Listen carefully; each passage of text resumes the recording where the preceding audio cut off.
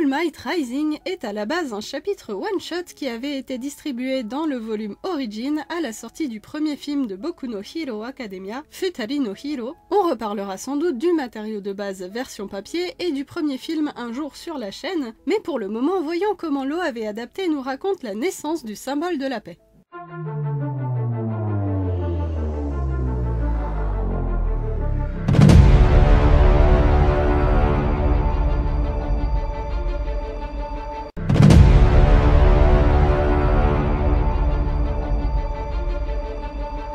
Pour commencer avec une petite déception qui n'a rien à voir avec cette petite partie animée, sachez que pour l'instant, et de ce que j'en sais, l'OAV n'est juste pas disponible en France. Ça a été profondément frustrant de recevoir mon superbe coffret DVD Blu-ray et de découvrir que contrairement aux japonais, nous n'aurions pas droit au passé d'All Might. Mais bon, je ne vais pas trop me plaindre de ce coffret qui propose quand même quelques bonus et goodies sympas, vu que pour le deuxième film, il n'y aura même pas de coffret. Mon cœur de fan est blessé, sachez-le. Maintenant, entrons dans le vif du sujet. Ce petit épisode d'un peu plus de 2 minutes seulement commence de manière tragique, puisqu'on assiste aux derniers instants de vie de Shimura Nana, la 7ème porteuse du One for All, face à un All for One toujours aussi sadique. Je trouve la musique juste sublime à ce moment-là, et la détresse de Yagi Toshinori est tout simplement déchirante à voir. Rapidement, on nous résume les entraînements entre Toshinori et Torino Sorahiko, alias Grand Torino, et je trouve qu'il a tellement de classe quand il était plus jeune, c'est vraiment dommage qu'il n'ait pas gardé ce design et cette voix surtout dans l'œuvre principale. Le côté papy grabataire est amusant au début, mais il manque un peu de prestance par rapport à ce qu'il était avant, je trouve. En tout cas, il reprend le flambeau de Nana en tant que maître du jeune All Might et arrive à le convaincre de ne pas retourner tout de suite affronter All for One. Il n'est clairement pas assez puissant pour le vaincre et la priorité doit rester de protéger son alter si spécial et chèrement transmis à chacun de ses porteurs, souvent au prix de la vie du précédent. Pour cela, Toshinori doit continuer à avancer malgré son deuil, et Torino lui fait traverser l'océan pour rejoindre les États-Unis, avec la promesse de son retour quand il sera prêt à faire face à son tour à leur némésis, son fameux sourire signature aux lèvres.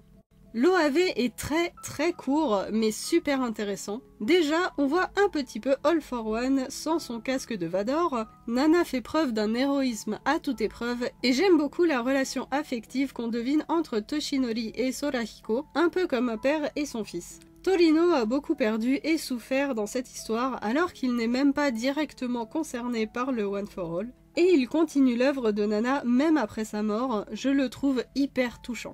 Et ça me fait aussi me poser pas mal de questions sur All Might. Plus on en apprend sur son passé, plus c'est flou. Comment a-t-il rencontré Nana pour en venir à lui raconter son rêve d'être un symbole de la paix? Où sont ses parents? Il dit clairement considérer Nana comme une mère, et Torino fait vraiment office de figure paternelle pour moi, d'autant plus que l'adolescent est seul quand il fait ses valises. Flemme de l'auteur ou passé plus sombre qu'il n'y paraît? Je ne suis pas sûre qu'on le saura un jour, malheureusement, mais si vous en savez plus ou que vous avez des idées, n'hésitez pas à partager tout ça dans les commentaires. Je pense que j'aimerais bien avoir un petit Gaiden qui en raconterait un peu plus sur All Might et sa vie avant de rencontrer Midoriya. Évidemment, on a les grandes lignes, mais c'est un personnage important et attachant, il le mérite. Ce serait bien d'en savoir un peu plus sur sa famille, comment il en est arrivé à vouloir autant sauver le monde à une époque où les sans-alter n'étaient pas si rares et où la société était un peu plus chaotique par rapport au début du manga, évidemment. Et puis voir un peu plus de ses aventures aux États-Unis avec David aussi, comment il a rencontré Sasaki Mirai, alias Night Eye, et travaillé avec lui, et voir son premier affrontement contre All for One qui lui a valu la fameuse blessure qui a sans doute fini par le forcer à trouver son propre successeur.